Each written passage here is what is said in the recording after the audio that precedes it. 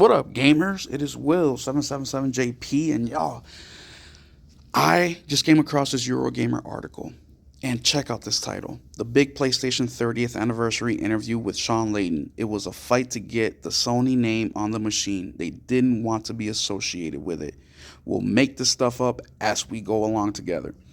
I stopped immediately. I grabbed I had my phone in my hands. I put my phone down, waited till I had a little bit of time to make this video, and I wanted to go ahead and read this article with you guys.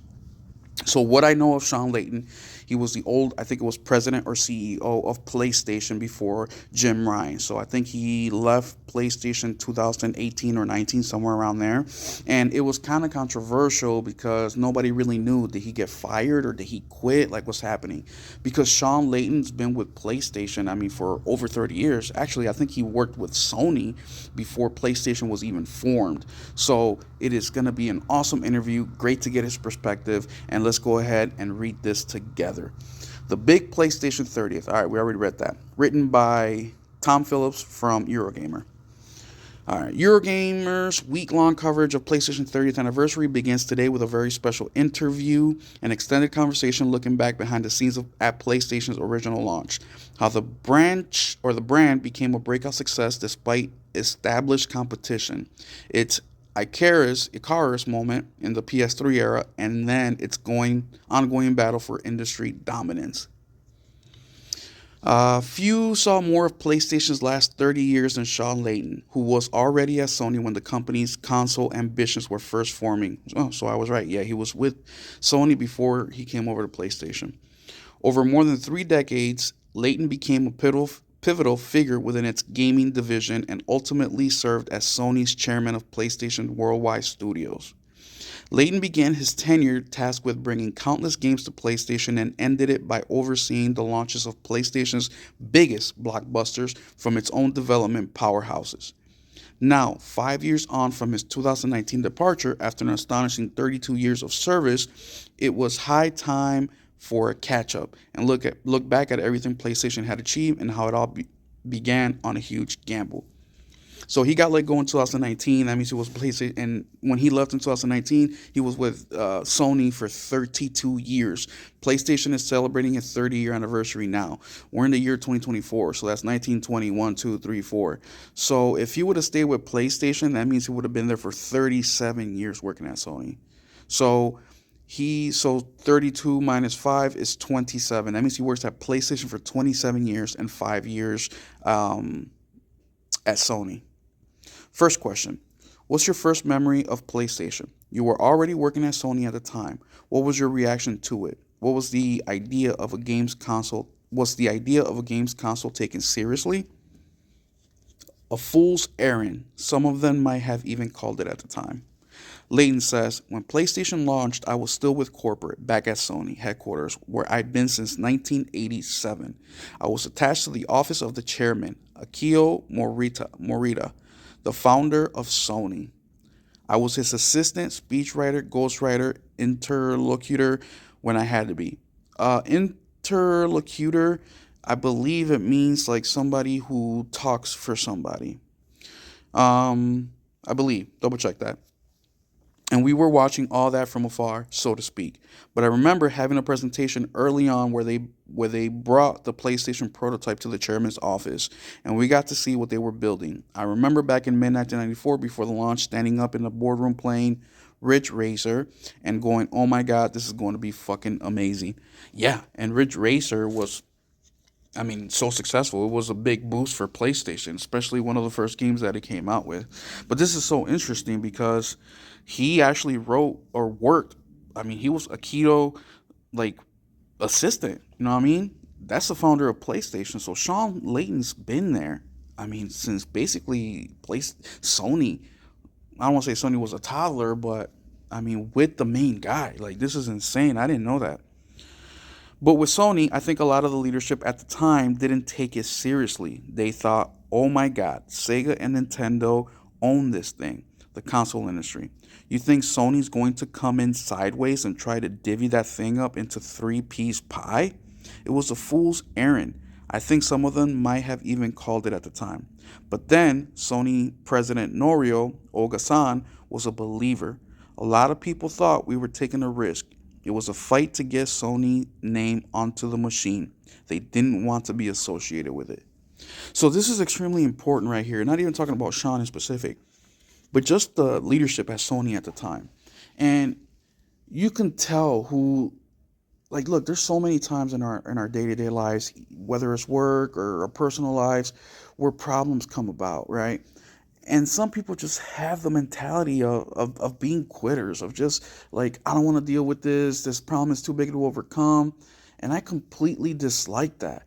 I think that we should be looking at things whenever a problem comes our way as an opportunity, how we can flip this around. You know what I'm saying? And by the sounds of it, it looks like Norio Ogasan was exactly that, where he was a believer right away and he saw the possibility. And I'm so glad that he was the right man at the right time and was able to make these decisions. Next question. You moved over to PlayStation Division specifically pretty soon after. How did that happen? Sean Layton says, I joined PlayStation specifically in 1996 when they were a year into it. They already launched in North America and in Japan. Sadly, the chairman had suffered a stroke, so that position was no longer required. And the president of PlayStation at the time was a guy named Terry Tokunaga. We worked together on the acquisition of Columbia Pictures, so I was kind of a known quantity. After the chairman's death, Terry asked me, what are you going to do now? Why don't you come and join us in this new company, Sony Computer Entertainment? I said, okay, that's great. What would I do there? So Sean was actually involved in the purchase of Columbia Pictures, y'all. He was part of that. He worked with Terry to make this happen. Sean has, I mean, look, when you're talking about an experienced guy, a guy who knows PlayStation, a guy who knows Sony, you can't get better than this. Let's continue. He said, you be a video game producer. So they're talking about back up here when he said, why don't you come and join us in this new company? They're talking about Sony Entertainment System or Entertainment. He said, you be a video game producer. I said, I'll be honest with you, I don't know anything about making video games, he told Terry. And Terry was very upfront. He said, it's all right, none of us do either. This is the perfect time to get in. We'll all make this stuff up as we go along. That's the freaking attitude you need to have. You're right there. Good job, Terry. Next question. What was it like actually working inside PlayStation back then? Layton says, talk about baptism by fire. I was walking around trying to get to know people in my first week, and my boss comes up and says, hey, are you going to E3? Because that's next week. I said, do you want me to go to E3? He said, yes, I should go. Great, I say, before finding a colleague. What the hell is E3? That's crazy. I didn't have business cards, and I landed in LA 1996 going to E3 after only being in the company for 10 days. If you want total immersion in the game business as a neophyte, get dropped into E3 on day 10. You either catch on really quickly or you get rolled over by the Leviathan. You just have to run faster than the slowest bear, as they say. Wow. This is insane. So he was only with Sony or PlayStation for 10 days and already going to one of the biggest trade shows in the world and had to learn basically on the spot. And by the way, a neophyte, I believe, is a person who is new to a subject or like a skill or something like that. Moving on. Next question. PlayStation faced established competition. Nintendo, Sega were already giants of the console world. How did Sony decide it was going to take them on? Layton, obviously we were going to build, or rather, we build an optical drive peripheral for Super Nintendo Entertainment System. Nintendo realized cartridges had already maxed out their memory footprint, and so we, or rather Ken Kutaragi, created the compact disc technology to support the SNES, and we were just about ready. I think it was at CES, Computer Entertainment Show 1993, we're going to announce the partnership, and Nintendo left us standing at the altar after they did a pivot at the last minute and went to Philips. So real quick, so Nintendo was doing cartridges at the time. Well, the problem with cartridges is that you can only fit so much data on those cartridges. So PlayStation or Nintendo, Sony PlayStation came up with the disc. And the disc can do, I forget what it was, I think it's 3 or 4 times more, maybe more. I don't know the exact transferage of data, how much more you can fit on a disk drive, but it was huge. It was going to revolutionize how games were sold in physical format. And PlayStation had made a deal with Nintendo back then, which it was actually a very shitty deal for Nintendo. But at the very last minute, without letting PlayStation know or Sony know, Nintendo decided to do a similar deal with Philips, and PlayStation basically found out during the presentation live. They didn't know anything. They got sidetracked like a mug. They didn't know what was happening, and that was a big hit for them, man. Continuing on, so there was Ken, proverbially standing at the altar with his optical disc drive in his hands. Oh, and by the way, during that same presentation where Nintendo dropped the news, PlayStation was there to talk about the partnership with Nintendo. Like, that was the whole reason they were there. They were going to talk about the disc and say, hey, we're partnering with Nintendo. And Nintendo goes first and drops that bomb on them. So imagine you about to give a presentation like, hey, me and my buddy are teaming up. We created this new thing that we're going to, put on the console. It's exciting time for us. And right before you go up, your buddy goes up there and said, yeah, me and so-and-so are teaming up on this thing that we're doing. And you're standing there like, what? You're just finding out in that moment, and you're next to go talk. So there was Ken, proverbially standing at the altar with his optical disc drive in his hands, and indignant, he went back to the leadership at Sony at the time and said, all I need is an OS and some more connecting tissue for this thing, and we can build our own game machine. So that's what, like, you know what? Fuck Nintendo. Fuck Nintendo. We're going to do our own thing. So shout out to Nintendo for actually sparking what PlayStation was going to do. We moved out of Sony's headquarters to a place in Ayoma, which is about 20 miles away, but more in the entertainment district of Tokyo, because they felt that was important to the DNA of the company, and that was probably the best decision the company made. How so?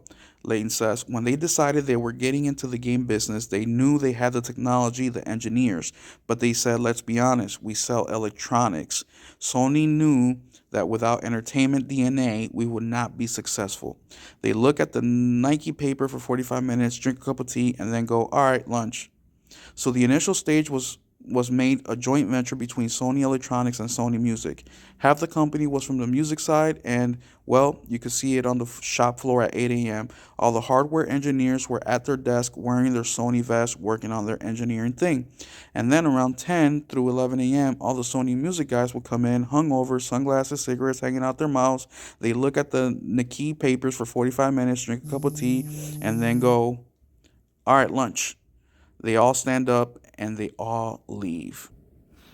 That is insane. So they would just come in, look at some paperwork real quick, drink their tea, and bounce. We wouldn't see them again for the rest of the day because Sony Music populated sales, marketing, and advertising, publishing relations. So those were the guys who would go out with the people at Square and ply them with whiskey until wee hours of the morning to finally get Final Fantasy VII off to Nintendo and onto PlayStation. Wait, hold on. Let's read that again.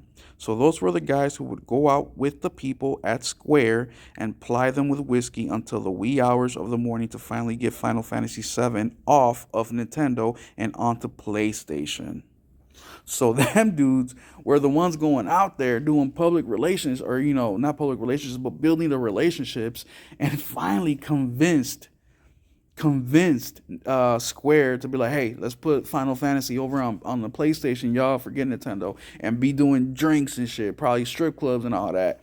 Bro, business was done different in the 80s and 90s, you know what I mean? It was a wild, wild west back then. Not no more, not in today's world. But man, that's just insane. That's like, I would love to see a movie about this shit. This is just so freaking interesting, y'all. So freaking interesting. And when that announcement was made, that was really the oh my god moment. Sony's really serious about this now, and that's down to the music guys. The dodginess of just trying to get a deal over the line, they were amazing. So, that's a lesson in life as well, y'all. I tell my colleagues as well here at my current job is do the best you can, not so you can get the Employee of the Month plaque, even though those are nice and all that. But the reason you should do the best you can is so you can have leverage on these motherfuckers. Because if you are one of the best, most of the time, you can basically do whatever the fuck you want. As long as you get the results, you do what you gotta do to get it in. And that's what them dudes did. And look at that beautiful cover, Final Fantasy VII on PlayStation 1. Amazing. Moving on to the next question. What other big decisions were made early on that helped get PlayStation a foothold?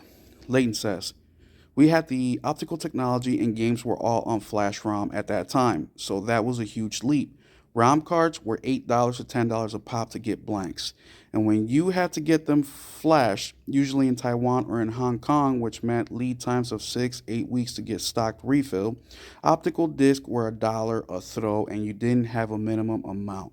You can just pop 10,000 out and throw them in the marketplace. If it catches fire, call me on Thursday. I can refill you by Tuesday.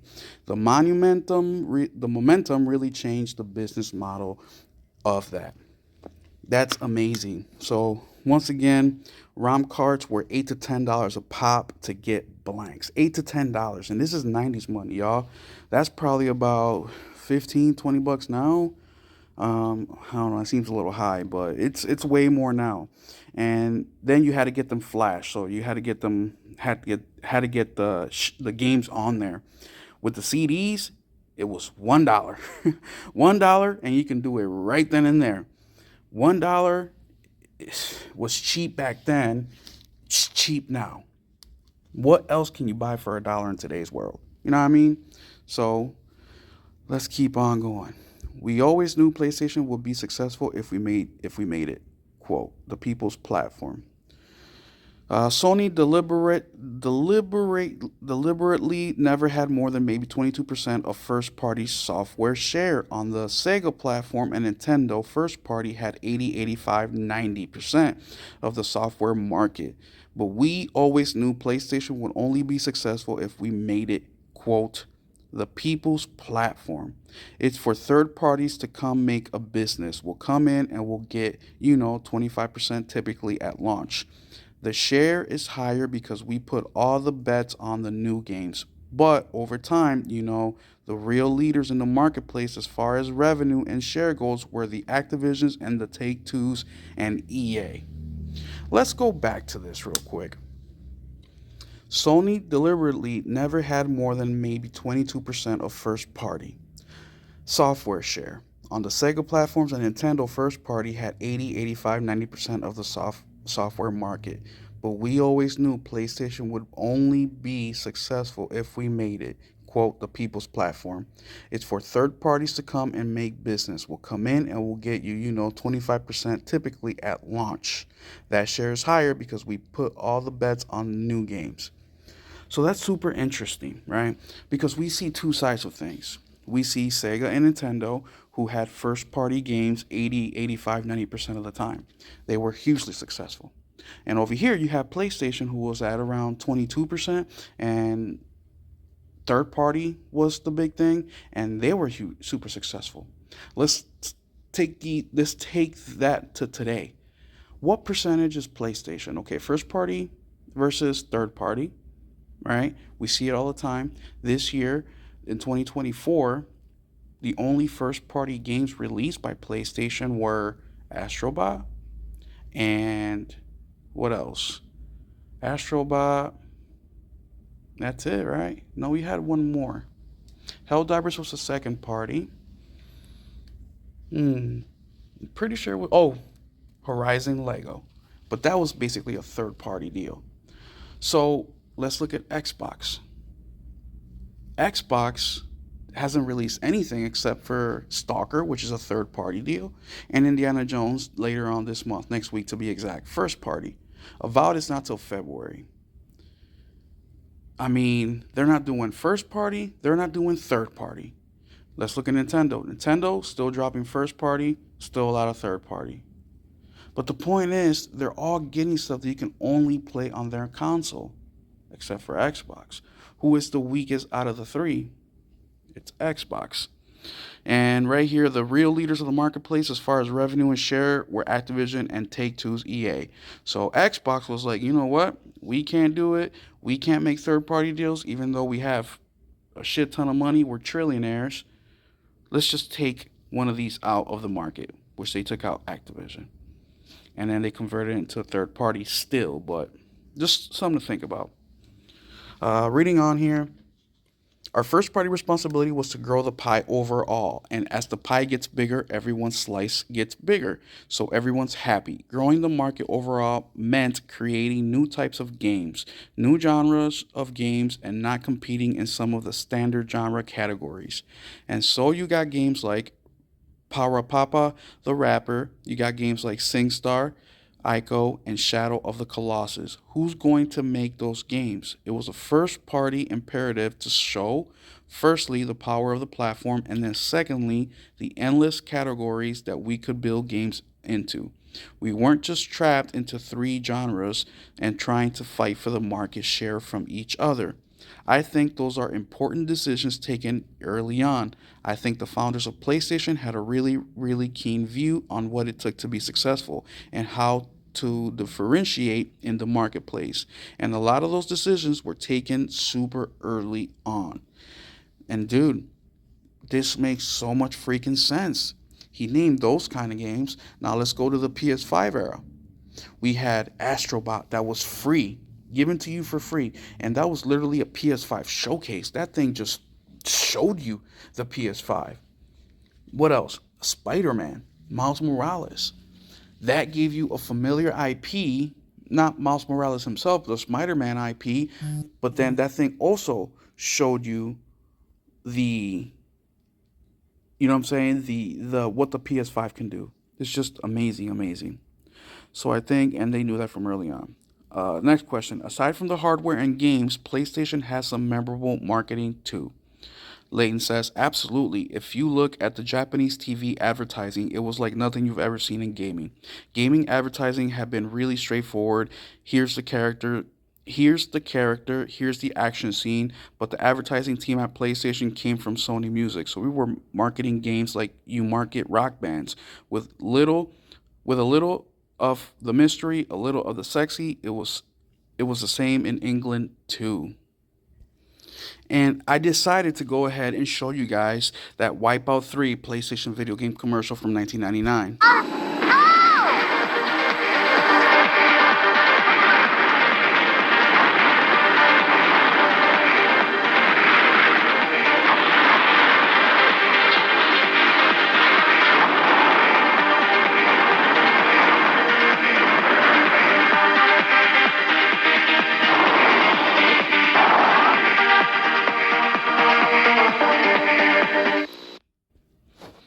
And here's another one. This one is from even earlier. This one's from 1995.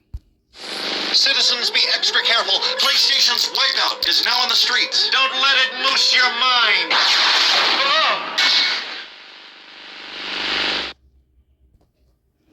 So these commercials grabbed your attention, dude. High upbeat music or some crazy character, just these commercials caught your attention right away. The reason I switched from Nintendo, so my first console ever was a PS2. The reason I switched from Nintendo and I didn't go with the GameCube was because I was already transitioning into my teenage years and I wanted something more mature. And PlayStation provided that for me, where Nintendo was strictly like platformers and just like kid games. You felt it was kid games. Like, yeah, they're fun, they're cool, they're family games, but what about the young adults? You know what I'm saying? The teenagers, the young adults, those are the people that can actually make buying decisions. And it was just a brilliant strategy from PlayStation at the time. Let's continue. Yes, Wipeout. Here had a memorable advert that caused some controversy back in the day. And there was a suggestion the E in the game's name was a nod to drug culture. Layton, he laughs. I think these urban legends are cool and extract meaning where there wasn't necessarily one.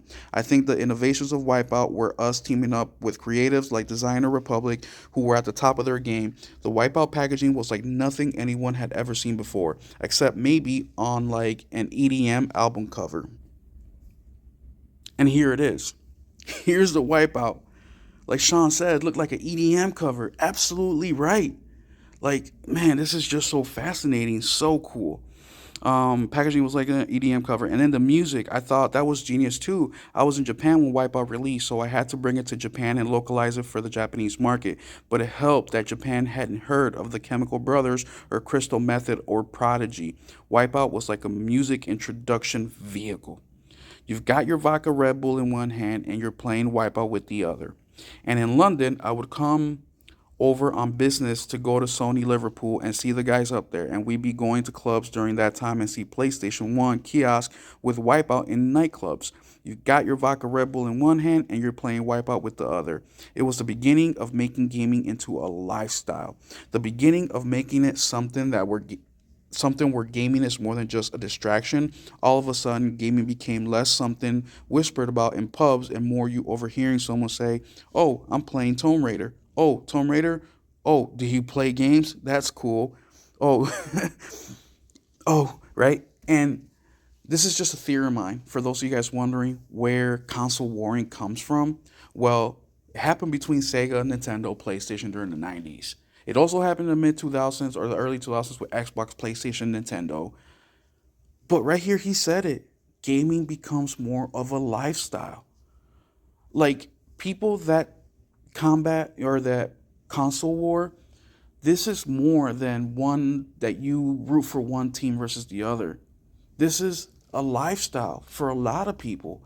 Gaming becomes their number one hobby. Gaming becomes something that they're all about, specifically when gaming is expensive. If you are into gaming, you are investing in something. Not only are you investing it with your time, but also monetarily. I mean, even you can even make money with gaming, and we see it all the time. We see guys on YouTube, on Twitch, also just physical copies of games. You bought something for $20, now it's worth 60, 70. I mean, it's a whole industry, y'all. Next question. I think for a lot of folks, coming home from the pub or the uni bar and playing Wipeout was a bit of a ritual, even if playing it at that point was difficult. Leighton says, let's be honest, the original Wipeout is rock hard. It's unforgiving. And honestly, we do that too. Come home from the pub and play. You can't play it, but you laugh your ass off. Everyone can't take the first corner. With the sequel, we did make the handling a bit more forgiving. Specifically for the people back from the pub. That was a question. Leighton says, not specifically, but it was definitely a benefit to them. And for people like me who could barely get into the original Wipeout without throwing my controls at the screen. Next question. What was it like being part of those early conversations around what consoles could do? You were on board when Sony came up with the cell processor, the emotion engine, these magical terms that now seem to have gone away. What's changed? Leighton says, from a development perspective, things like the emotion engine at the heart of PlayStation 2 and the cell processor at the start of PS3 were the biggest headaches of the day. Trying to learn to build for those proprietary architectures require you learn new skills to get the most out of them. Naughty Dog always found a way to get under the hood of the tech before anyone else. Of course, they had early access, but they burrowed deep. Being platform exclusives allowed you to push the limits of that platform's capabilities, and you didn't have to make compromises, which you do when you do multi-platform product. It's like you don't push too hard on the frame rate because this other platform can't handle that. Now do you understand why exclusives are important? Now do you understand why exclusives are important? For those in the back, let's read it again. Of course, they had early access, but they burrowed deep. Being platform exclusive allow you to push the limits of that platform's capabilities, and you didn't have to make compromises, which you do when you do a multi-platform product. It's like, don't push too hard on the frame rate because this other platform can't handle that. Rather than make two versions of the same game where one looks remarkably better than the other, you just sort of balance everything out so it all looks the same. It's why the PlayStation homegrown stuff looks better on PlayStation than anything else, because that's all they do. That's all the tech they need to know about. And I think that gave special advantages on PS2 and PS3, which took other people a long time to catch up. But that wasn't necessarily a good thing. It was a bit of a headache, and there was a huge cost involved. PS3 hardware took a long time to get to profitability, a long time. Whereas when we launched PS4, it was pretty much non-loss product from day one. I'm going to have to make a whole video on that little section alone. I remember being at Sony Tokyo headquarters for the PS4 launch and the console's near immediate profitability clearly being a big deal. That's the question. Sean says, yeah, and that comes down to us moving to more commoditized silicon. I think there was a vision at one time where the PS3 cell processor would somehow go off platform and compete in the world of CPU with the likes of Intel and Nvidia and AMD and others. But that didn't happen. And without that happening, all of the economies of scale that you might have predicted for the technology were impacted negatively because you couldn't build enough of them fast. What was it like at Sony during the PS3 era? Of all the generation, I think it's the one that stands out as having been the biggest struggle to get right. We flew too close to the sun and we were lucky and happy to have survived. Layton says, PS3 was Sony's Icarus moment. We had PS1, PS2, and now we're building a supercomputer, and we're going to put Linux on it, and we're going to do all sorts of things. We flew too close to the sun, and we were lucky and happy to have survived the experience, but it taught us a lot. And going to PS4, we learned things like buy it, don't build it. If you can manage the cost better. You can argue with vendors, get better deals instead of building your own thing. Microsoft needs to take that fucking lesson. We also learned that the center of the machine has to be gaming. It's not about whether I can stream movies or play music. Can I order a pizza while I'm watching TV and play? No, just make it a game machine. Just make it the best game machine of all time. I think that's what really made the difference. When PS4 came out, it set us against what Xbox was trying to do. They wanted to build more of a multimedia experience, and we just wanted to build a kick-ass game machine. And we saw how that generation worked out. Question, which led to Shunei Yoshida's legendary "Here's How You Share Games on PS4" video. Layton says, that was created on the fly, in the moment, when announcements were made by other people, and we said, what's our answer to the sharing question? And in a moment of inspiration, they came up with that, and it was devastating in its simplicity. That's what you need sometimes when you're riding too high on your own supply. PS3 got us back to first principles, and that's what you need sometimes when you're riding too high on your own supply. You take a little tumble, you hit your head on the wall, and you realize, I can't continue to operate this way. PS3 was a clarion call to get back to our first principle. Over time, we had the PS3 fat, then the PS3 not so fat, then the really tiny one. And that was just in the pursuit of it's a game machine. Make sure it's a game machine. That's all we did here. And by the time the learning curve on the cell processor was solved, so a lot of developers were able to come out with stuff. The first couple of years, though, that was pretty grim. We learned a lot and we were able to put it into practice. Learning is one thing, but then based on that learning, the question is, can you execute a different approach? Sony had the ability and the capability to take a deep look inside and go, we've got to stop doing these things over there. We had to start doing these things like we used to. Man, that is so fucking good. I could make a whole other video just on that section alone, but we got to keep it moving. This video's getting long as hell. But let me know, isn't this shit interesting? Question. Stepping back to the PS1 then for a moment, as it is the anniversary, what are your favorite games from that era? Layton, the first game I worked on, Apocalypse, Japanese version of a game called ESPN Street Games. It was just a number of mini games just going down the streets of San Francisco on a skateboard, on a luge, on a mountain bike, and just racing. It was super simplistic, and the graphics, looking at it, now you go, oh my god, how pixelated is that? But it was exciting, and it gave me a good understanding of the excitement around couch co-op or couch competitive play. That will always be my first love because that's the first game I worked on. So I can comment on that as well. One of the first times of me seeing a PlayStation game was also the same reaction. Whoa, this is so pixelated. And that's what kind of shunned me away a little bit from the PS1 when I was on a Nintendo 64. And also, we couldn't afford it. I mean, we had a gaming console, it was an N64. That's all I was getting. That was the first time we had to recreate a sticker that says explicit content, mother beware. Later on, I love the stuff we did with things like Parappa, sadly, I think Parappa is a game that probably doesn't get made today because so many publishers are risk adverse on doing new things. Vib Ribbon from the same studio, I loved. Also, Biohazard, or rather Resident Evil, when that came out, that was a shocker. That was the first time we had to create a sticker that says explicit content. You know, mothers beware on the box. But more than that, Resident Evil created an entire new genre as the idea of survival horror didn't exist beforehand. When that came out from a third party, not from a first party, we were validated with our idea that game companies could do something new here. We weren't just going to be around JRPGs or another fighting game or some racing game. We worked very closely with Capcom to get the right promotions around Resident Evil in Japan. And then Metal Gear came out with stealth action. What is that? Kojima made it happen. And that created another new genre. It's about growing those pies. It's making more categories, getting more people into gaming. I think that is something PlayStation spent a lot of time thinking about and trying to do. Not just simply to grow the market, but also to give it longevity and stability as a medium. Were you ever jealous of a game on a rival platform? Sean Lady says, the one time I really felt jealous, I'm going back to my time in Tokyo on PS1. My job was to bring Western titles to Japan.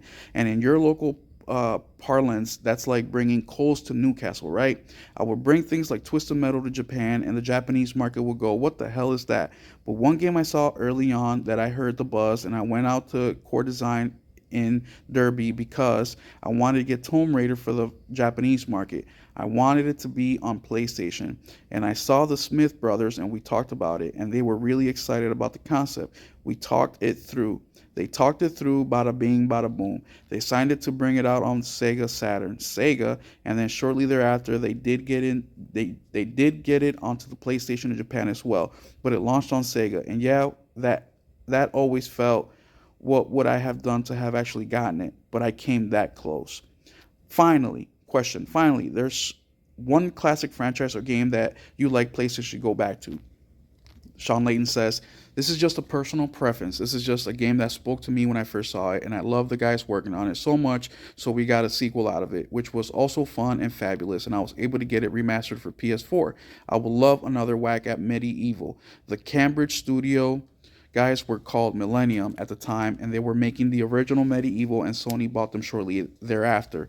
The humor is kind of Tim Burton meets Monty Python, though it was really hard to localize a comedy into foreign languages. If I could wave a magic wand and have one more bite in an apple, it would be Medieval Apple. Join us for the second half of our exclusive interview with Sean Layton, this time looking forward towards the PlayStation's future and how the future of console gaming will change over the next 3 decades. Wow. Wow. What a freaking interview, y'all. What a freaking interview. I'm going to leave it at that because this video is now reaching close to 40 minutes. But man, go check out this article. Go reread it. I'm looking forward to the second part of this interview. So exciting. Let me know what you guys think of all this stuff, man. For those of you guys who probably made it through, let me know what you think. Please hit the like. Please hit the share. And please subscribe. We will catch you in the next one. Keep it gaming.